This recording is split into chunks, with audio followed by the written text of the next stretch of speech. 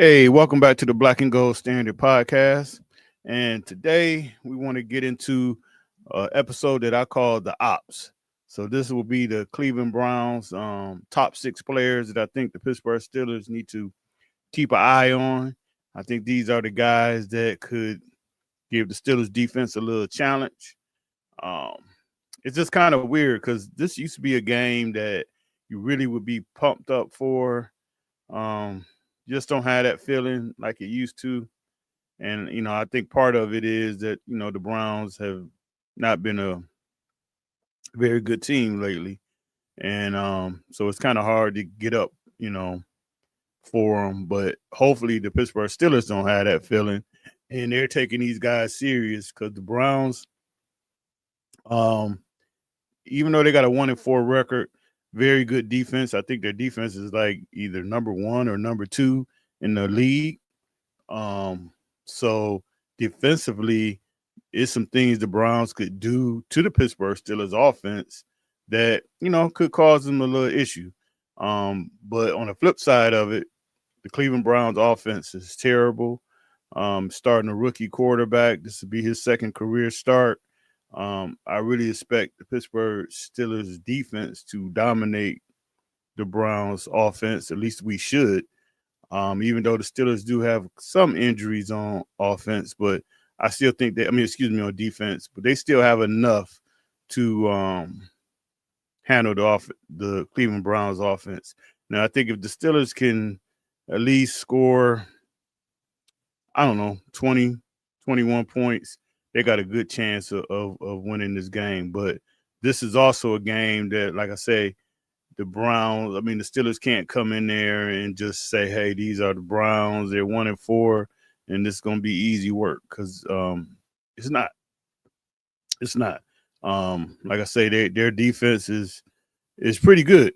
They have a great defensive coordinator, and I'm quite sure they got their eyes set on this game. The Browns are coming back from overseas. They lost last week to the Minnesota Vikings, so they probably had a little short week of practice this week. Trying to get themselves back together. But let's take a look at it. And like I say, I call this the Ops, and these are the six players that I think the Pittsburgh Steelers will have to concentrate on when they face the Cleveland Browns. So right now, we're gonna start right off with the quarterback. Dylan Gabriel, I thought he played a solid game last week. He didn't do anything super special. He ended up throwing 2 touchdowns, no interceptions, so he didn't turn the ball over. Um, he I think for a rookie and his first start, it ain't really too much more that you could ask for. I think his wide receivers kind of kind of let him down a little bit.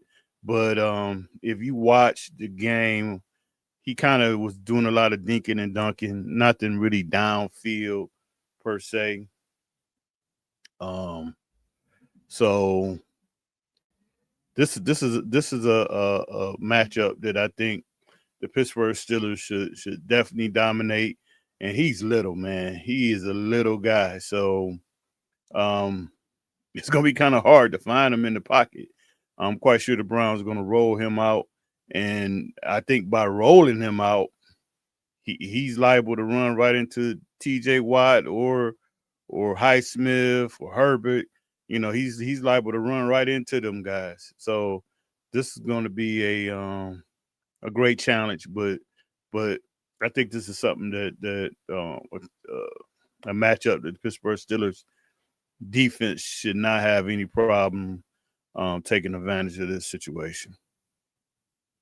The running back situation, um, Quinshon Judkins, he is actually playing very well. He's running the ball very well. He had a 100-yard game last week, so that kind of lets you know that the Minnesota Vikings run defense, is kind of suspect a little bit. The Steelers kind of found their running game against them 2 weeks ago, and the Browns found their running game against them last week. So, but this rookie is Jenkins has came in, established himself as the RB1. I think he's averaging over 4.8 yards a carry. So he's doing his thing. He actually had a long run, and that run probably was about 50 some yards, but it got called back for a penalty. So he could have had a monster game last week. Actually, I mean, he really did have a monster game, but it kind of killed them in the stats because they pulled that back. But he's going to be a guy, and the Steelers have had their issues. I mean, we've Pittsburgh Steelers have their issues stopping the run. So I'm quite sure the Cleveland Browns is going to definitely come out and try to run that ball. So hopefully, it seemed like the Steelers and kind of figured their run game out a little bit. Their run defense seemed like they figured it out a little bit, and Cam Hayward and kind of got his stuff together. You got Harmon back, so with that said, Steelers should be a little bit more solid with the run now, but we'll see. But this is going to be, the Browns can actually challenge them, but they're going to at least definitely going to try to challenge them running the ball. So we'll see what happens there. The passing game is almost non-existent for the Browns. Their wide receivers are not doing, not getting the job done. For some reason, Jerry Jeudy, which he had a career year last year, he can't seem to hold on to the ball. And I think Tillman is hurt. He's on IR. So the Browns is really struggling getting the ball down the field or getting the ball outside to their receivers. So David Njoku, the tight end, I mean, this is a guy that he can actually make plays. They got the other tight end, the rookie Fannin, which he's more of an athletic guy, but he can get down the field. And to me, those two guys are the Browns passing game right now. So the Steelers are going to have to really concentrate on the tight ends. And if they can, keep these guys under control, that's why I say that it's going to be kind of hard for the Browns offense to score, I believe. Because, like I say, the receivers are not holding up to their end of the deal right now. So we'll see how it go. But I just think from an offensive standpoint against the Pittsburgh Steelers defense, the Steelers has a huge, huge advantage, and they need to take advantage of that and keep the Browns. I mean, I don't see why they can't keep the Browns under 10 points or right at 10 points. And if they do that, they have a great chance of winning this game. All right, let's go over to the defense. And this is where the Browns, believe it or not, are doing great. And I think part of it is the defensive tackle, rookie, Mason Graham. He's having a good season. He's kind of not really dominating at the point of attack with the run, because the Browns defense, you can still run the ball on them, but it's just much better than what it was. But with the Browns, the way they play their defensive line, what their defensive line do is they put a lot of pressure. They bring a lot of pressure, and they got some big guys in there, and their defensive tackles, they're more attack guys. They're coming after that quarterback every play. So they're going to put a lot of pressure on this offensive line, and this is going to be a key. I mean, the offensive line, I have to give them credit where credit is due. They had two above average games the last two games, but this is going to really be a test to see if this line is really, really improving. see what they worked on, during the bye. But the Browns is going to give them all they want, from their defensive line. So this is going to be a very good matchup for them. In the secondary again, solid. Got 2 first-round picks. You got Denzel Ward, and then you got Newsome on the other side. I think Newsome is very beatable. But the thing of it is, can the Pittsburgh Steelers really take advantage of that with Austin being out and not really having another guy per se? But we'll see. Maybe this is when Roman Wilson can find himself and maybe step up and make some plays and do something for a change. Well, we'll see. But the one thing, Denzel Ward, I'm quite sure he's probably going to be on DK Metcalf. And the one thing I'll say about this matchup is DK Metcalf can definitely grown man him. Denzel Ward is more on the smaller side, but the one thing I will give him credit for, it's not like Metcalf gonna get a lot of separation against him.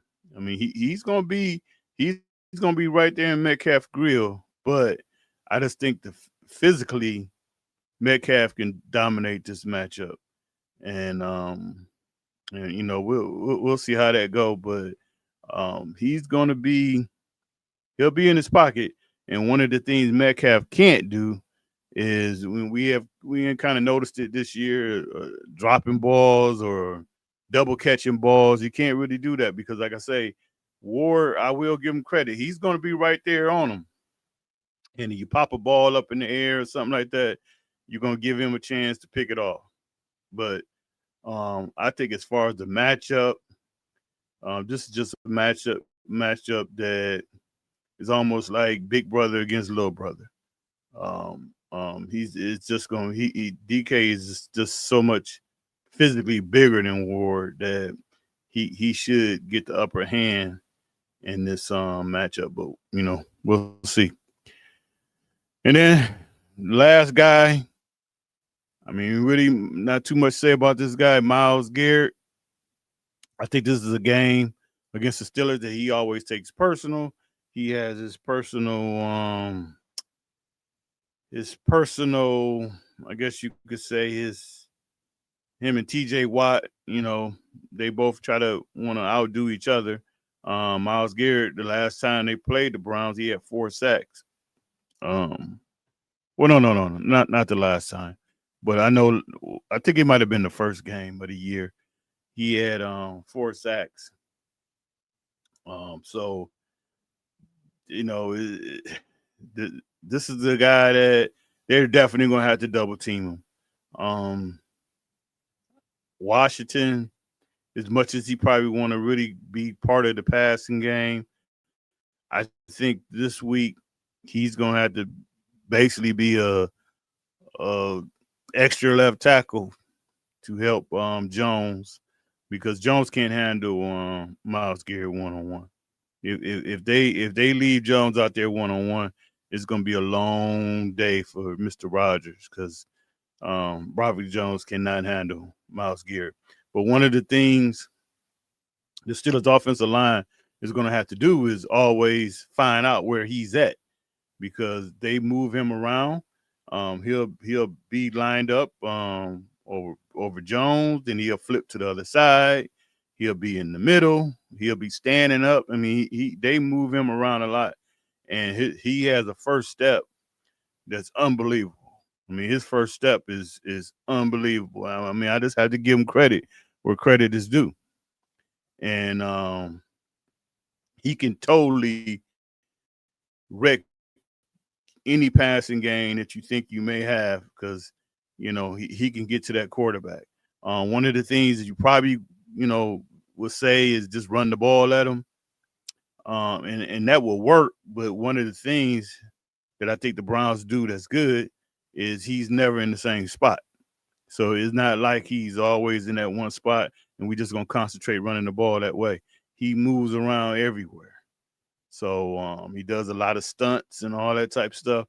So the linemen got to keep their heads up and always recognize where he's at and who he's over. And I don't know what they blocking scheme, how they will do the double team, but the Steelers going to have to double team this guy because none of the Steelers offensive linemen can handle him one-on-one, and that's just facts. I mean, it is what it is. So with that said, that is the top 6 guys that I think the Cleveland Browns have. I think these are the guys that the Steelers need to concentrate on. And with that said, that is pretty much it for this segment. You guys take care, and I will talk to you later. All right. Bye-bye.